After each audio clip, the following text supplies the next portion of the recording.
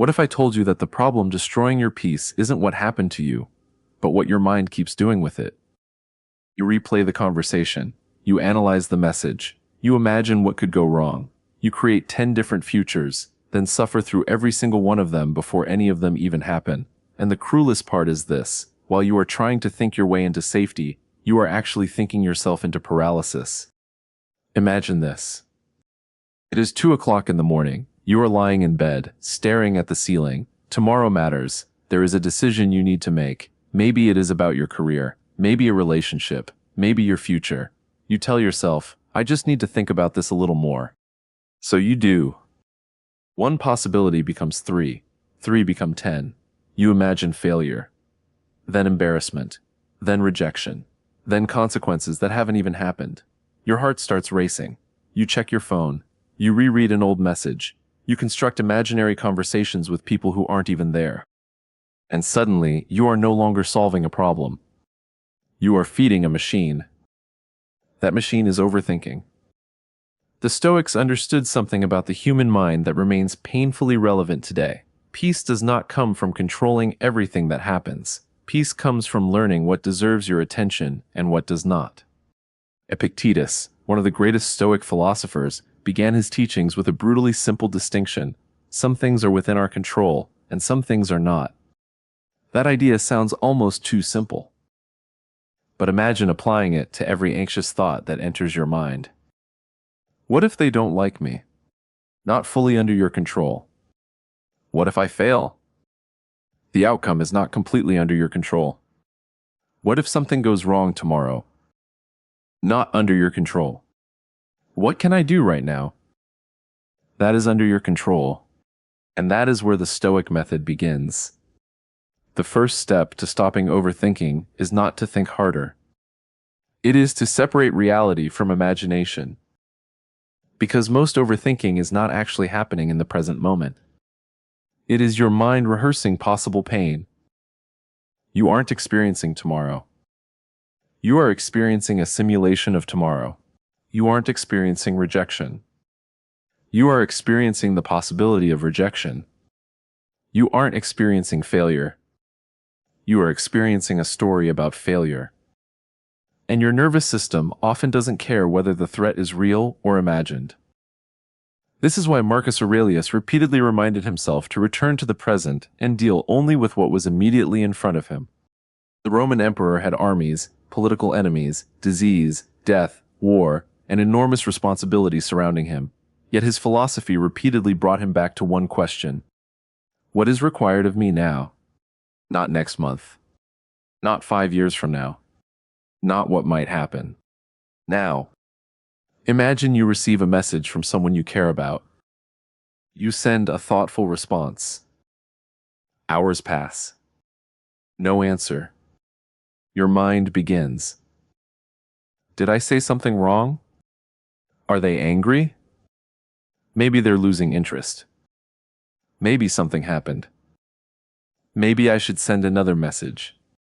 And before you know it, you have created an entire story from one fact. They haven't replied. But notice the difference between the fact and the story. The fact is real. The story is manufactured. This is one of the most powerful distinctions you can make when your mind starts spiraling. Ask yourself, what do I actually know? Not what do I fear? Not what do I suspect? Not what could happen? What do I actually know? That question cuts through mental noise like a blade. Seneca understood this danger deeply. He warned that we often suffer more in imagination than in reality. Think about that. How many times have you spent an entire day worrying about something that never happened? How many nights have you lost sleep over a conversation that turned out to be meaningless? How many times did your mind predict disaster and reality simply continued? Overthinking survives on uncertainty. It feeds on the gap between what you know and what you imagine. So when you cannot know the outcome, stop demanding certainty. Accept uncertainty. This is the second part of the Stoic method. You don't need to know what will happen. You need to know how you will respond. That is freedom. Imagine standing before a storm. You cannot command the clouds to disappear. You cannot negotiate with the wind. You cannot order the rain to stop. But you can decide whether you will stand prepared. That is Stoicism. The Stoic doesn't say, nothing bad will happen.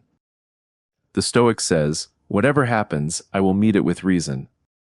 That shift is enormous. Instead of asking, how can I guarantee that everything goes well? Ask, if things don't go well, who will I choose to be? Suddenly, uncertainty loses some of its power. Because your confidence no longer depends on predicting the future. It depends on trusting your character. Marcus Aurelius didn't know what tomorrow would bring. Neither do you. But you can decide that tomorrow's events will not determine your principles. You can decide that rejection will not make you bitter. Failure will not make you worthless. Criticism will not control your identity. Uncertainty will not steal today's peace. And that brings us to the third step. Take one physical action. This is where most people make a mistake. They try to defeat overthinking with more thinking. But a mind trapped in endless analysis often needs movement, not another argument. If you are worried about an exam, study for 20 minutes. If you're worried about your health, take a walk. If you're worried about your finances, open your budget.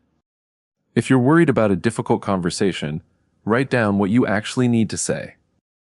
If you're worried about your future, identify the smallest useful action you can take today. Action transforms vague fear into concrete reality. Overthinking says, everything could go wrong. Action asks, what can I do next? And the moment you answer that question, you regain agency. This is why Stoicism is not passive. It is intensely practical. The Stoics did not teach people to sit around accepting everything. They taught people to distinguish between what can be changed and what cannot, and then to act decisively where action is possible. Epictetus could not control other people's opinions, but he could control his judgments. Seneca could not control fortune, but he could control how he prepared for it. Marcus Aurelius could not control the behavior of everyone around him, but he could control whether he responded with anger or reason. And neither can you control everything around you, but you can control the next sentence you speak, the next decision you make, the next action you take, the next thought you choose to believe. Now here is a technique you can use the moment your mind starts spiraling. Stop. Take one slow breath and ask 3 questions. First, what is the fact? Second, what part of this is actually under my control? Third, what is the next useful action? That's it. 3 questions. Fact. Control. Action. Let's return to our person lying awake at 2 in the morning. Instead of thinking, what if I lose everything? They ask, what do I actually know? Maybe the answer is, I know I have a difficult decision tomorrow. Then, what can I control? I can prepare, I can ask questions, I can make the best decision I can. And finally, what is the next useful action? Sleep. Suddenly, the mind has nowhere else to go. There is no problem to solve at 2 in the morning. The decision belongs to tomorrow. The body needs rest. The present moment needs to be lived. And this is where another Stoic principle becomes powerful. Do not fight thoughts as though every thought deserves a battle. A thought is not an order. A thought is not a prophecy. A thought is not reality. It is simply an event occurring in your mind. You can observe it without obeying it.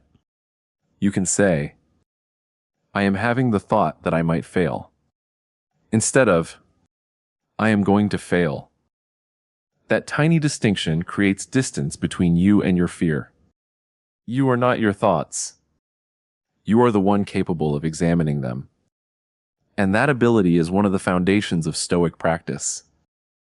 Marcus Aurelius wrote about the importance of examining impressions before accepting them as truth, because the first impression is often emotional.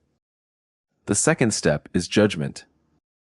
And between the two lies your freedom. Something happens. Your mind interprets it.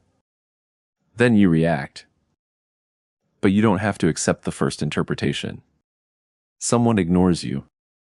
Your mind says, "They don't respect me." Pause. Is that a fact? No. It's an interpretation. Someone criticizes you. Your mind says, "I'm not good enough." Pause. Is that a fact? No. It's an interpretation. You make a mistake. Your mind says, "My life is ruined." Pause. Again, interpretation. The Stoic method is not about eliminating thought. It is about refusing to confuse thoughts with truth. And there is another powerful practice. Set a boundary around worry. Tell yourself, "I will think about this for 10 minutes. Then write down the problem. Write down what you know. Write down what you control. Write down the next action. Then stop." If your mind brings the problem back 5 minutes later, remind yourself, "I already addressed this."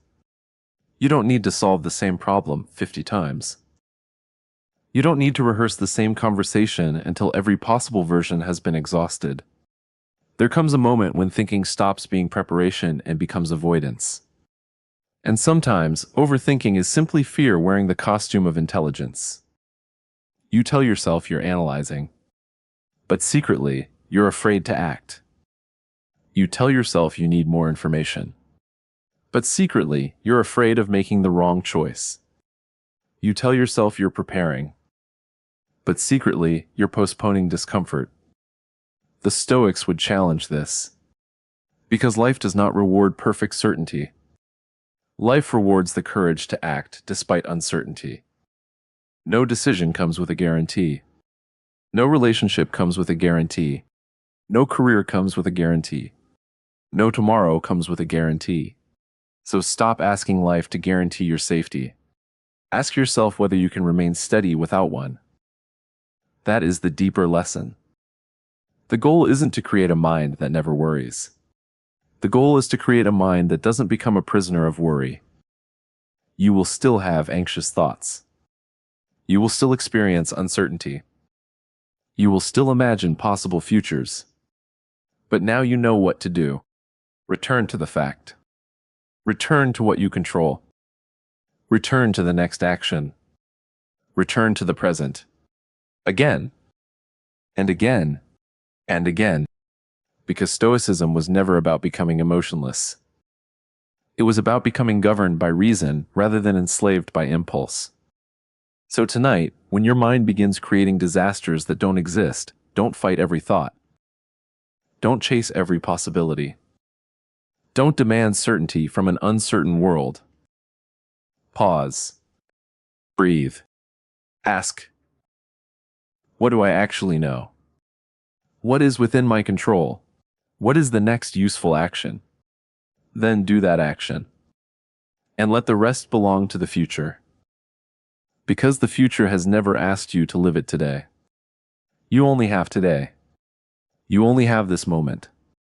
And perhaps the greatest tragedy of overthinking is not that it creates imaginary problems. It is that while you are busy mentally living through tomorrow's pain, you are absent from today's life.